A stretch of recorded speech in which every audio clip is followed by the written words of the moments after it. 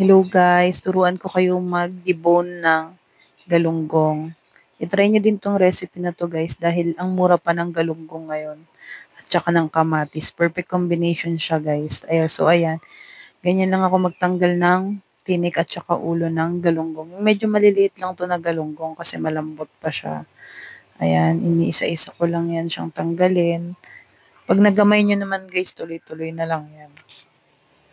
Tapos, syempre, piprito natin yung mga natanggalan natin ng tinik na galunggong. Iko-coat lang natin siya ng breading mix. Yung ginamit kong breading mix, Tasty Boy. Tapos yun, okay na yun kasi may lasa naman na yun.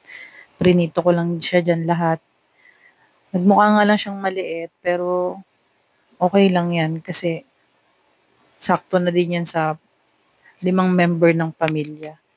Ayan, prinito-prito ko lang din siya hanggang maubos lahat nung nandoon sa Tupperware. Natutunan ko 'tong recipe na 'to guys sa mama ko. Pero kasi siya, iba yung ginagawa niya, mas masarap dahil yung kamatis niya, tinatanggal niya yung buto at saka yung balat. Yung sa akin kasi, hiniwa-hiwa ko na lang dyan yung kamatis.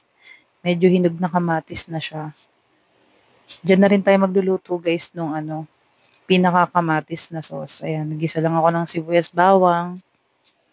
Binawasan ko lang ng konti yung mantika kasi ang dami ng pinagprituhan. So, ayan, kamatis. Hindi ko alam kung ilang peraso yan. 10 pieces ata na medyo hinog na kamatis. Tapos, ano lang natin yan siya. Parang yung magiging sauce texture na siya. Nilagyan ko din siya ng konting bechin. Yan. Tapos, lalagyan din natin yan siya ng toyo para may kulay lang siya. Tapos yung asukal ata parang 5 kutsara ang nailagay ko dyan.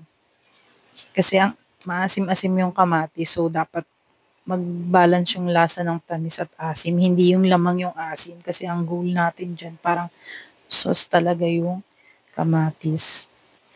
Huwag nyo nang pansinin yung instruction ko dyan sa taas ng screen kasi nire-upload ko na lang to. Kaya try nyo to guys, promise. Hindi kayo magsisisi. Yun nga lang matrabaho para sa mga tamad. Pero try nyo para sa mga bata, para wala na silang tinik na tatanggalin dyan sa galunggong nyo. Ayan, after ilang minutes, halo-halo lang ng halo. Kapag parang okay na durog na yung kamatis, pwede na nating ilagay dyan yung galunggong. Ayan, iko-coat-coat lang natin para lahat malagyan ng sauce. Ayan guys, promise masarap yan. Try nyo na. Kasi yung mga anak ko nagustuhan nila yan. So, thank you for watching guys.